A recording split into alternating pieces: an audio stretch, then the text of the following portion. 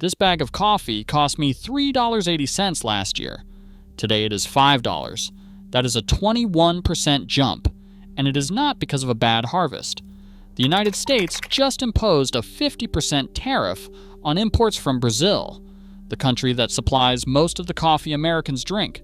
Colombia, the second largest source, got hit with 10%, and coffee is just the beginning.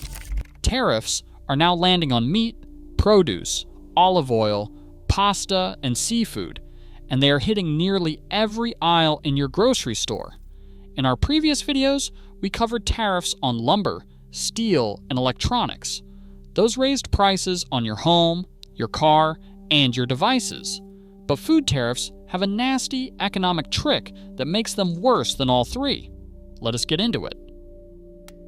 The United States imported about $222 billion worth of food in 2024, and the tariffs are hitting three major sources at once. First, Mexico.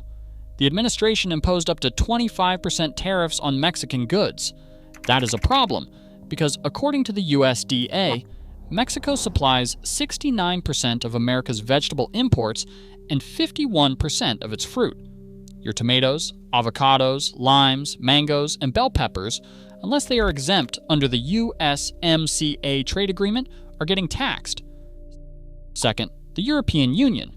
A 15% base tariff now covers Italian olive oil, wine, and pasta.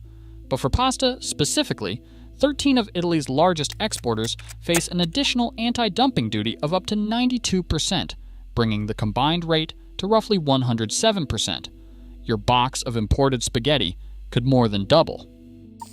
Third, Brazil and South America. The 50% tariff on Brazilian goods hits coffee the hardest. It also extends to sugar, orange juice, and other products that the U.S. does not produce enough of domestically. The administration signed food exemptions in November for items like beef, certain fruits, and spices. But according to the Tax Foundation, tariffs still apply to more than half of all imported food products. The exemptions helped. They did not solve it. Here is the number that explains why food tariffs are different from everything else in this series. You can build a steel mill. You can build a chip factory. You cannot build a climate. The United States literally cannot grow coffee at commercial scale. Nearly every banana Americans eat is imported from Central America. We do not have the land or the weather. We cannot match the volume of Mexican produce during winter months. We do not produce enough olive oil to fill a fraction of demand. In our steel and electronics videos, the argument was that domestic production could eventually replace imports with enough time and investment. With food, that argument collapses. You cannot tariff your way to growing bananas in Nebraska. So the price floor effect we have covered before applies, but it is worse. In previous videos, when imported goods got more expensive, domestic producers raised prices to match. That is a price floor. But with food, there often is no domestic producer to match against. When there is no alternative supplier, the tariff does not create a floor, it creates a wall. The full cost passes straight to you, with nowhere to go. And here is the part that makes grocery tariffs scarier than anything we have covered. Food prices are what economists call downward stickiness. In plain English, they go up fast, but they almost never come back down. And even if every tariff were removed tomorrow, grocery retailers would not lower prices to where they were before. They would keep them near the new level because consumers have already adjusted.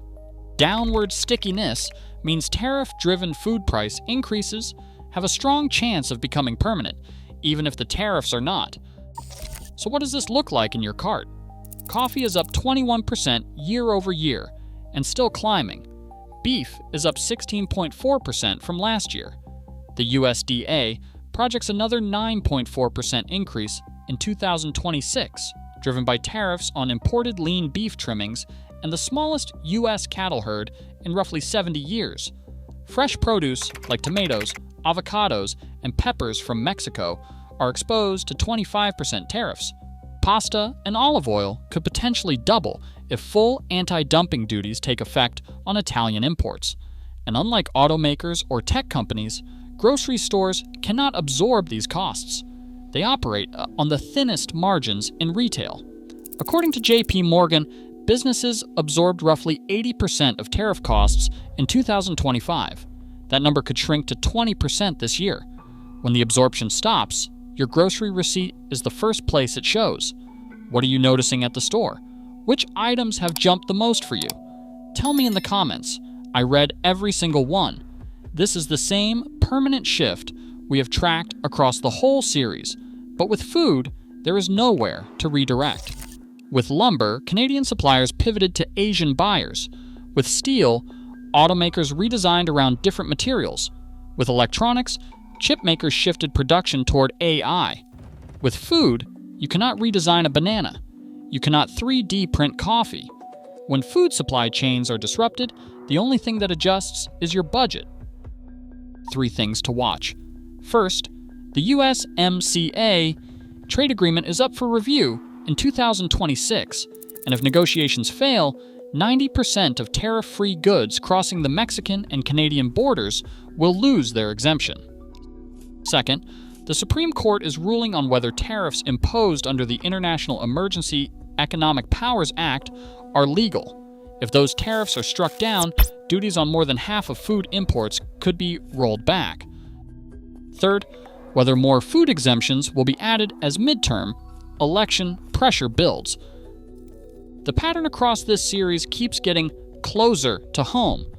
Tariffs on something you can't replace make everything that uses it more expensive. With lumber, it was your home. With steel, your car. With electronics, your devices. With food, it's your dinner table. If this series is helping you understand what is happening with prices, subscribe. The first 3 videos are linked right here. See you in the next one.